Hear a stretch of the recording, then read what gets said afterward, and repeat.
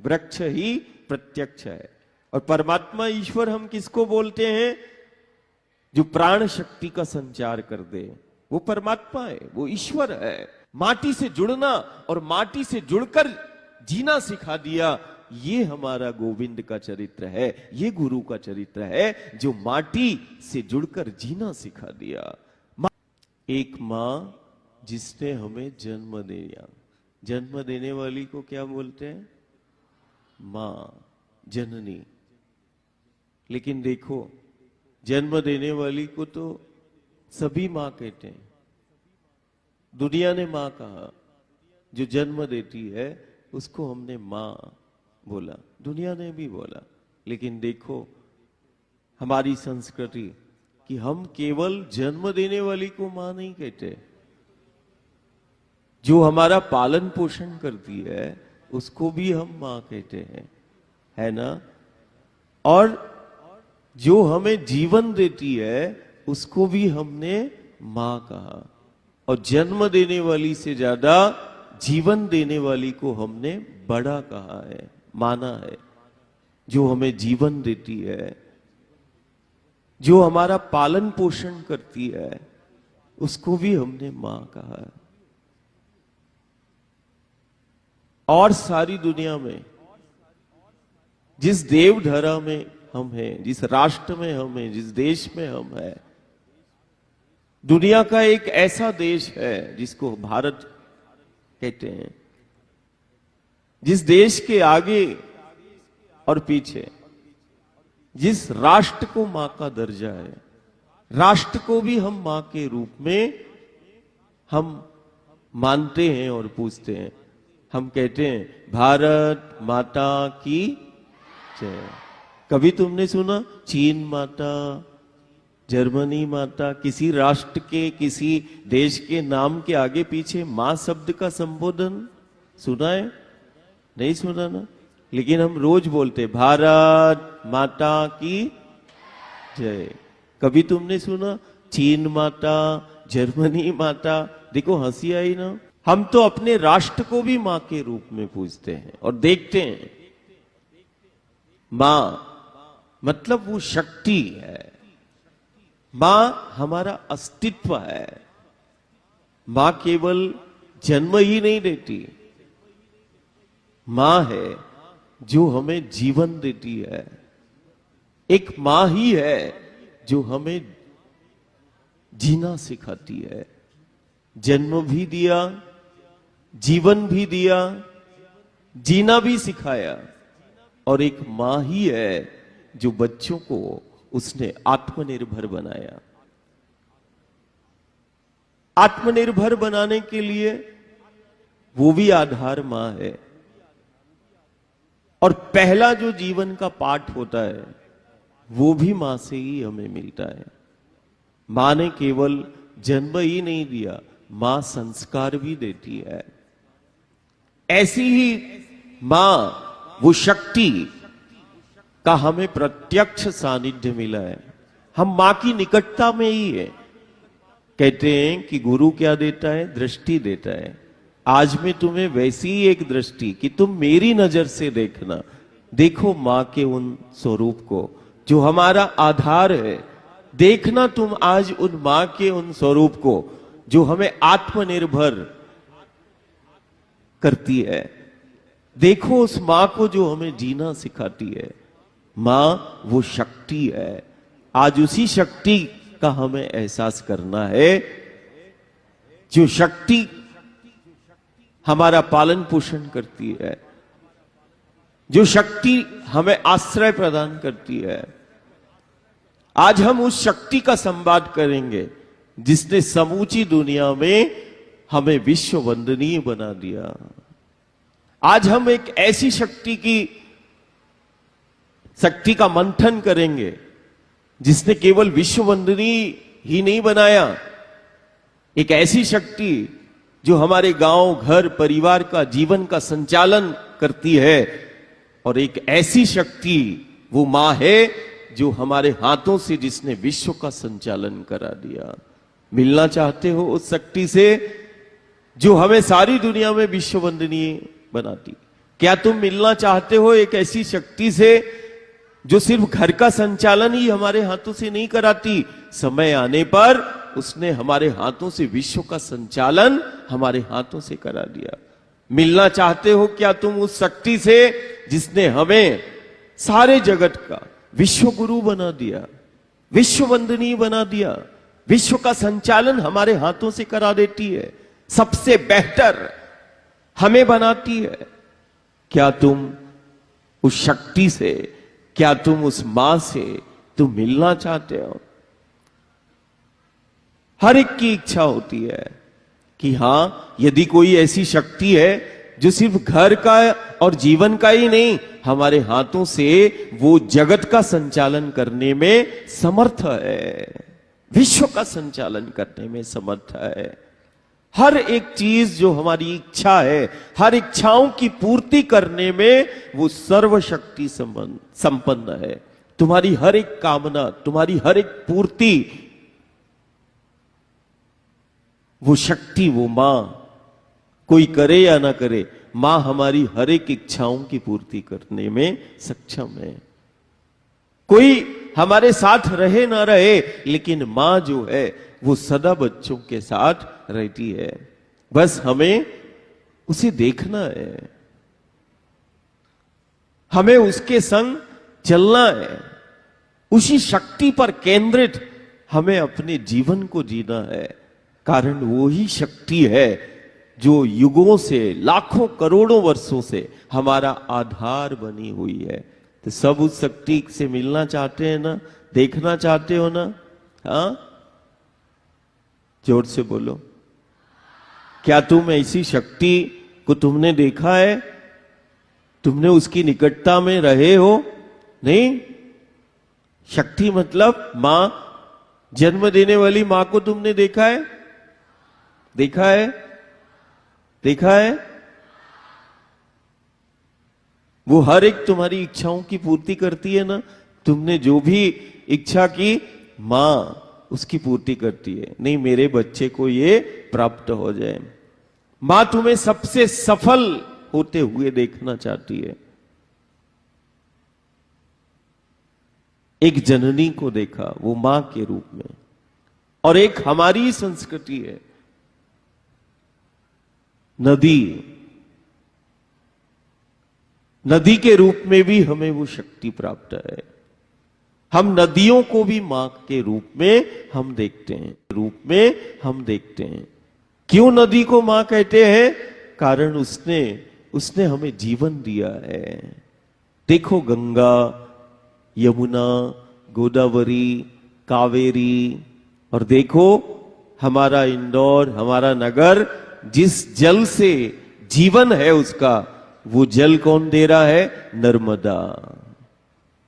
दुनिया उसको नदी के रूप में देख रही है, लेकिन हमारी संस्कृति है कि जीवन देने वाली को भी हम मां कहते हैं। इन नदियों के रूप में हमें वो प्रत्यक्ष, वो शक्ति प्राप्त है जिसको हम मां के रूप में हम देख रहे हैं। नदी को हम मां कहते हैं। क्यों कहते हैं? कारण वो हमारे जीवन का आधार है। जीवन शक्ति किसको बोला? जल को। जल शक्ति मतलब जीवन शक्ति, और वो जल शक्ति देने वाली वो नदी है जिसको हम नदी के रूप में देख रहे हैं।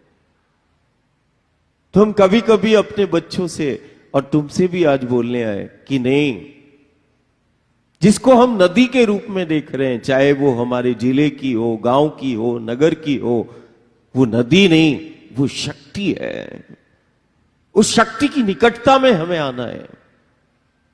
एक ऐसी शक्ति वो नदी के रूप में, नदियों के रूप में हमें प्राप्त है, जो केवल हमारे जीवन का ही आधार नहीं, हमारी व्यवस्था का भी आधार है, हमारे विकास का भी आधार है। और उसी शक्ति के निकट अनेक सभ्यताओं ने, अनेक संस्कृति और कलाओं ने वो जन्म लिया। हम कभी कभी हम गांव नगर से बोलते हैं कि नहीं, तुम नदी को जानो। हाँ, नदी को जानो। नदी को जानो मतलब अपने जीवन को जानना है। क्या तुम उस नदी को जानने का प्रयास तुमने किया? आज हमें ऐसी ही शक्ति पर ध्यान केंद्रित करना है कि जब हम उन नदियों को देखें तो वो नदी नहीं, वो जीवन देने वाली वो शक्ति है, वो मां है। हम बोलते हैं गंगा मैया, नर्मदा मैया। दुनिया कहती है ये भारत नदियों का देश है, और हम कहते हैं ये शक्तियों का देश है। हमें शक्ति प्राप्त है, वो गंगा के रूप में, वो यमुना के रूप में, गोदावरी कावेरी के रूप में, वो नर्मदा मैया के रूप में। ऐसा कोई नहीं होगा नगर में जिसने उस नर्मदा का जल का पान नहीं किया। हमारी सुबह से लेके शाम तक हम उसी नर्मदा नदी जिसको हम बोल रहे हैं, उसी का जल हमारे घर घर आता होगा। मां हमें जीवन दे रही है। एक ऐसी शक्ति हमें प्राप्त है उस नर्मदा के रूप में, नदी के रूप में शक्ति है। तो एक दूसरी मां कौन हो गई? वो नदी के रूप में, वो नर्मदा, वो गांव नगर में कल कल बहने वाली वो जलधारा, वो मां, वो नदी के रूप में वो शक्ति। तो एक जन्म देने वाली, उसको भी हमने देखा, और हमने वो मां नर्मदा को, नदियों को भी देखा उस शक्ति के रूप में। तो कितनी मां हो गई? 2।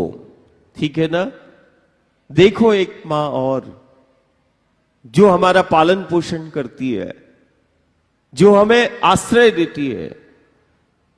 देखो इस धरती को, देखो इस माटी को।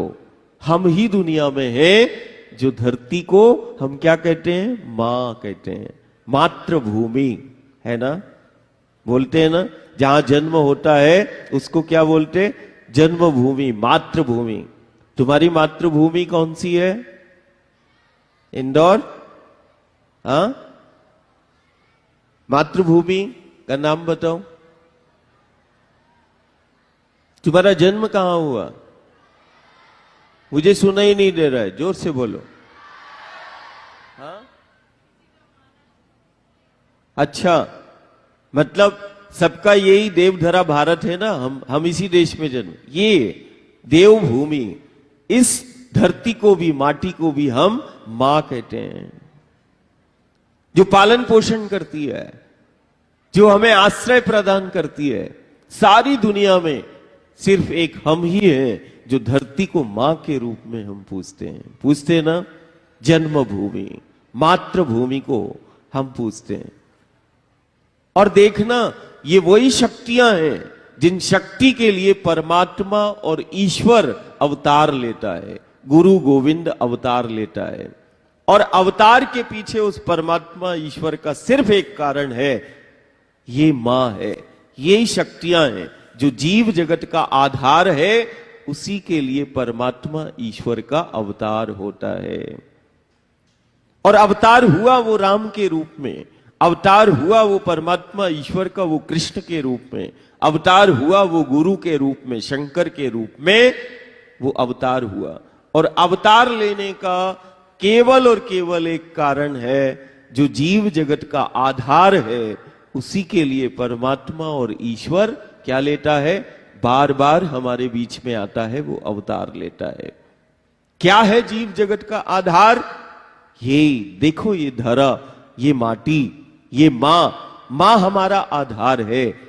और इन आधार शक्ति का परिचय कराने के लिए, इन आधार शक्तियों की महत्वता को बताने के लिए बार बार परमात्मा और ईश्वर हमारे बीच में आता है। हमने सुना धरा के लिए वो अवतार लेता है, कभी वो धेनु के लिए, कारण धेनु वो गऊ, दुनिया उसको पशु के रूप में देख रही है, दुनिया उसको पशु कहती है, देखती है, लेकिन हमें तो वो पशु के रूप में भी, वो गऊ के रूप में भी हमें साक्षात वो मां मिली है, जो हमारी प्रसन्नता और संपन्नता का आधार है। जब बाल्यकाल में तुमने खूब सुना होगा कृष्ण लीला, जब वो तुम्हारे अवस्था में थे तो वो गायों के संग में रहते थे।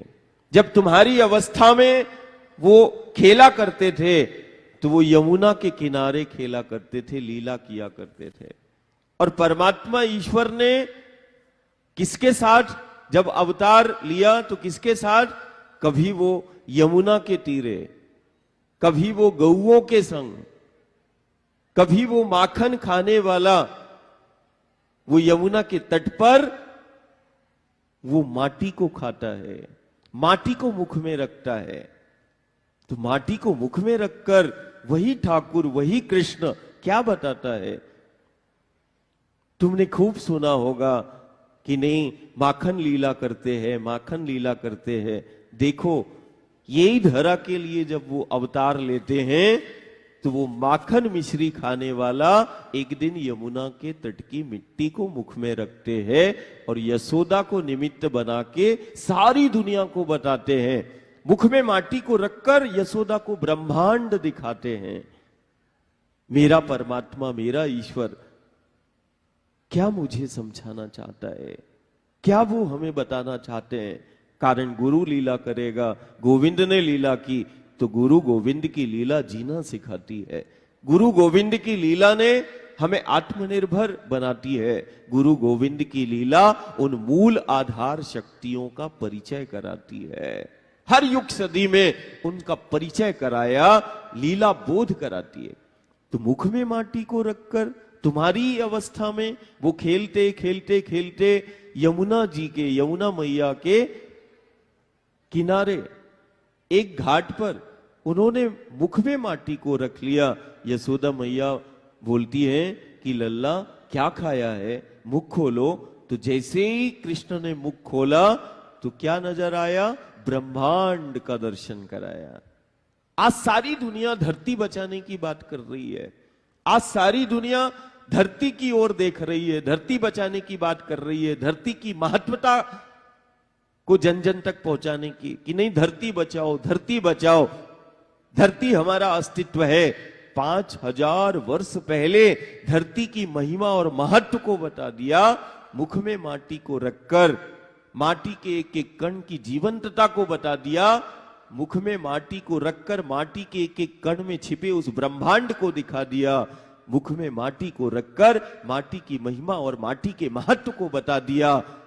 माटी हमारा अस्तित्व है, ये सारे जगत को बता दिया। ये कृष्ण चरित्र है। माटी से जुड़ना और माटी से जुड़कर जीना सिखा दिया। ये हमारा गोविंद का चरित्र है, ये गुरु का चरित्र है जो माटी से जुड़कर जीना सिखा दिया। माटी के एक एक कण की जीवंतता की ये मृत नहीं है, ये माटी का कण एक एक जीवंत है। हम माटी से प्रार्थना करते हैं, हम उस पृथ्वी से प्रार्थना करते हैं, हम नदियों से प्रार्थना करते हैं। कारण उसने बता दिया कि नहीं, जैसे मां सुनती है जन्म देने वाली, ऐसे ही ये नदी से संवाद करना सिखा दिया, माटी से संवाद करना सिखा दिया। एक ऐसा संवाद जो हमारे जीवन का सबसे बेहतर, ऐसे ही तुम्हें इन शक्ति की निकटता में संवाद को स्थापित करना है जैसे हमने किया। हम उसी शक्ति से संवाद करते हैं जिसको दुनिया नदी कहती है। हम उसी से संवाद करते हैं जिसको दुनिया धरती कहती है। हम तो, हमारे लिए ये धरती मां है। देखो, उसने माटी से जुड़ना सिखा दिया, माटी की महत्वता को बताया कि जो अपनी माटी के निकट है, मां के निकट है, मां के संग है, वो सबसे बेहतर है, सबसे सुरक्षित है। जो अपनी मां के संग है उसके अस्तित्व को कोई चुनौती नहीं दे सकता है, उसका जीवन सबसे बेहतर है।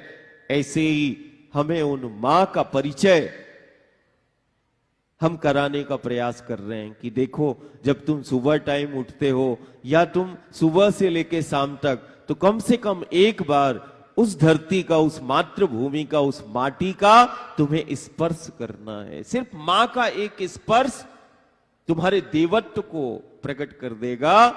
मां का एक स्पर्श तुम्हारे जीवन को दिशा दे देगा। सिर्फ एक स्पर्श करना है ना? करोगे ना? अपने जन्मभूमि जहां पर, या किसी की साधना, किसी की अध्ययन स्थली हो सकती है, किसी का, आज जैसे हम जहां पढ़ रहे हैं, जब भी तुम विद्यालय में आओ, इसी को देवालय समझना। विद्यालय में कभी भी तुम्हें समय मिले, तुम थोड़ी मेरी दृष्टि से देखना और इस धरा को, इस देवभूमि का तुम स्पर्श करना। ये देवभूमि का स्पर्श तुम्हें जागृत कर देगा।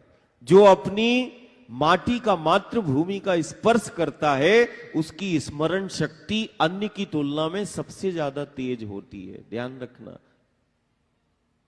यदि हमें याद नहीं रहता कुछ, याददाश्त जिसको हम बोलते हैं मेमोरी, तो जो मां का स्पर्श करता है उसकी मेमोरी सबसे बढ़िया होती है। याददाश्त यदि किसी की कमजोर है तो तुम आज से ही ये प्रयोग करना, मातृभूमि का, धरती का स्पर्श करना। ये स्पर्श तुम्हारी याददाश्त की क्षमता को और प्रतिरोधक क्षमता को बढ़ाएगा। प्रतिरोधक है ना। एक मां, इसके संग में थोड़ा सा स्पर्श करना है। जैसे जन्म देने वाली मां, हम जब घर जाते हैं तो मां से हम गले मिलते हैं, कभी मां हमें स्पर्श करती है, कभी हम मां का आलिंगन करते हैं। तुम भी कभी इस मां का स्पर्श करना, जिसको दुनिया धरती के रूप में देख रही है और हम मां के रूप में। कभी तुम किसी नदी के तट पर जाना, कभी तुम नर्मदा का, गंगा का घर परिवार के साथ दर्शन करना और उसके तट पर बैठना, और जैसे तुम जननी को देखते हो वैसे ही तुम उस नदी को सिर्फ देखना। बच्चा सिर्फ देखता है, तुम देखने का प्रयास करना, निश्चित मान के चलना शक्ति का संचार होगा। देखने से जीवन को दिशा मिलेगी। तुम केवल मां को देखने का अभ्यास करना। हमारे पास प्रत्यक्ष वो शक्तियां हैं। तो कितनी मां हो गई? एक जन्म देने वाली मां, दूसरा जीवन देने वाली मां। जीवन देने वाली को जीवनदायिनी कहा, जिन्हें हम नदियों के रूप में देख रहे हैं। आज हम उसी को हम समझने का प्रयास कर रहे हैं। दूसरा, तीसरा मां, ये धरती के रूप में जो हमारा पालन पोषण करती है, हमें अन्न और तरह तरह की संपदाएं हमें देती है। धरती को हमने मां कहा, प्रत्यक्ष है। इसी के लिए परमात्मा ईश्वर आता है। हम प्रार्थना भी परमात्मा, ईश्वर और शक्ति की हम रोज करते हैं। हम शक्ति की आराधना करते हैं, हम परमात्मा ईश्वर से प्रार्थना करते हैं। प्रार्थना क्यों करते हैं? मन की शांति के लिए। जब मन हमारा शांत होगा तो हम उस मन में अपने लक्ष्य को हम स्थिर कर पाएंगे। प्रार्थना है उस कामना और इच्छाओं की पूर्ति के प्राप्त के लिए। प्रार्थना है उस लक्ष्य की प्राप्ति के लिए। प्रार्थना हम रोज करते हैं, परमात्मा से, ईश्वर से, शक्ति से हम रोज करते हैं। आज एक ऐसी ही प्रार्थना है, एक ऐसा ही संवाद है कि जिसकी हम प्रार्थना करते हैं, जिन शक्ति की और जिस परमात्मा ईश्वर की, वो बिल्कुल प्रत्यक्ष है। शक्ति के रूप में वो देखो ये धरा, शक्ति के रूप में वो हमारे गांव नगर की वो नदी के रूप में वो शक्ति है। शक्ति है वो हमारे गांव नगर में वो गऊ के रूप में। ये शक्ति है जिन शक्तियों के लिए परमात्मा ईश्वर अवतार लेता है। और परमात्मा और ईश्वर को यदि तुम्हें एहसास करना है और प्रत्यक्ष यदि परमात्मा ईश्वर, तो वो माता पिता के रूप में भी, गुरु के रूप में भी। गुरु को व्यक्ति नहीं समझना, गुरु इस धरा पर वो अविनाशी परम सत्ता की वो साकार उपस्थिति है। गुरु नहीं, वो उपस्थिति है उस परमात्मा और ईश्वर की। गुरु को व्यक्ति नहीं समझना है, गुरु उस परमात्मा ईश्वर की उपस्थिति है। गुरु क्या है? उस अविनाशी परम सत्ता की साकार उपस्थिति है। और गुरु क्या है? उस शक्ति की, उस मां की जीवंत अभिव्यक्ति है। वो अभिव्यक्ति है उस मां की, वो उपस्थिति है उस अविनाशी परम सत्ता की। गुरु को व्यक्ति नहीं, गुरु जीवंत अभिव्यक्ति है। गुरु साकार उपस्थिति है उस परमात्मा और ईश्वर की। लेकिन एक और जीवंत साकार स्वरूप हमें उस परमात्मा ईश्वर का मिलता है। सब परमात्मा ईश्वर को देखना चाहते हो? जुड़ना चाहते हो ना? ईश्वर से कौन मिलना चाहता है? हाथ खड़ा करो। परमात्मा ईश्वर को कौन देखना मिलना चाहता है? सब मिलना चाहते हैं। स्वाभाविक सी चीज है, परमात्मा मिल जाएगा तो हम मनचाही चीजों को प्राप्त कर सकते हैं। सारे ब्रह्मांड में केवल एक धरती पर परमात्मा ईश्वर का प्रत्यक्ष स्वरूप है। वो वृक्ष के रूप में, वो पेड़ों के रूप में, वो पहाड़ों के रूप में। हम कहते भी हैं वृक्ष ही प्रत्यक्ष है, वृक्ष ही प्रत्यक्ष है। और परमात्मा ईश्वर हम किसको बोलते हैं? जो प्राण शक्ति का संचार कर दे, वो परमात्मा है, वो ईश्वर है। जो जीवन शक्ति को धारण करता है वही तो मेरा परमात्मा है, ईश्वर है। जो जीवन शक्ति को धारण करता है उसको हमने परमात्मा ईश्वर कहा। जो हमारे अंदर प्राणों का संचार करता है, प्राण शक्ति का, ऐसी दुनिया में कोई यंत्र कोई तंत्र नहीं है जो हमारे अंदर प्राण शक्ति का संचार कर दे। लेकिन तुम देखो इन वृक्षों को, पेड़ों को, देखो इन पहाड़ों को। एक वृक्ष देखो, उससे वो प्राणवायु देने वाला कौन है? वो परमात्मा ही तो होगा। जीवन शक्ति कौन है? वो जल शक्ति को धारण करने वाला। जैसे महादेव ने अपनी जटाओं में गंगा को धारण कर लिया, ऐसे ही इन पेड़ों ने, पहाड़ों ने उस जल शक्ति को धारण कर लिया। इसीलिए हम इसको परमात्मा, ईश्वर और शिव का स्वरूप हम साक्षात मानते हैं। और जब भी मेरा परमात्मा ईश्वर आया, इन पेड़ों को, पहाड़ों को उसने क्या कहा? वृक्ष मेरा स्वरूप है।